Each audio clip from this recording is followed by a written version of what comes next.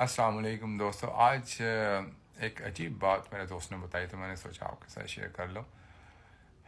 میں اور میرا دوست کل گئے چکن شاپ پر برگر چپس لینے. فرض ہم نے لے لیا. اس نے میرا دوست تھوڑا سا یعنی کہ پریکٹسنگ مسلم ہے، تو اس نے نماز بھی پڑھتا ہے اور ماشاءاللہ عبادت بھی کرتا ہے، اللہ کو یاد رکھتا ہے ہمیشہ. تو وہ جب ہم نے میل لیا تو اس نے ہمیں صرف ایک سوس دی میل کے ساتھ، جبکہ ہم نے 12 پاؤنڈ تقریباً خرچ کیے. یو کے کی بات ہے یہ، لندن میں. تو اس نے کہا کہ اور سوس اگر آپ کو چاہیے تو پھر آپ کو پیسے دینے پڑیں گے. اس نے کہا کہ بھائی آپ ہم نے اسپینڈ کیا تو ایک اور سوس یعنی کہ کیچپ دیا تو میونیز بھی دے دو، چلی سوس دے دو.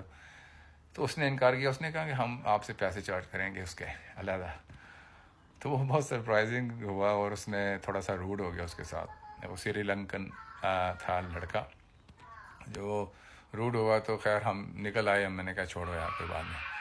تو واپس آ کر ہم چلے گئے گھر. وہ اپنے گھر چلا گیا.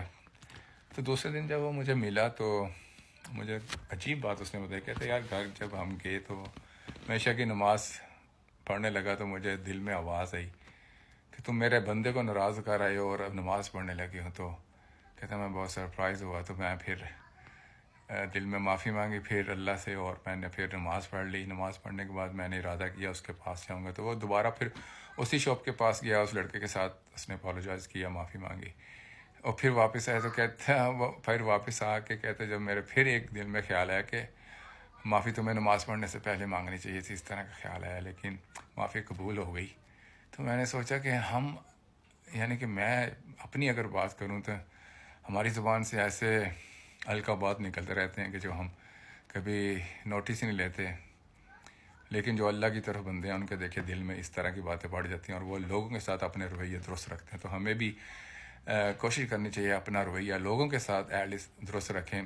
اگر ہم نماز پابندی سے پڑھتے ہیں، قرآن مجید پڑھتے ہیں اور ہمارے رویے درست نہیں ہو رہے تو اس کا مطلب ہماری عبادت قبول نہیں ہو رہی. بس یہی میں نے آپ کو شیئر کرنا تھا. Thanks for watching. السلام علیکم.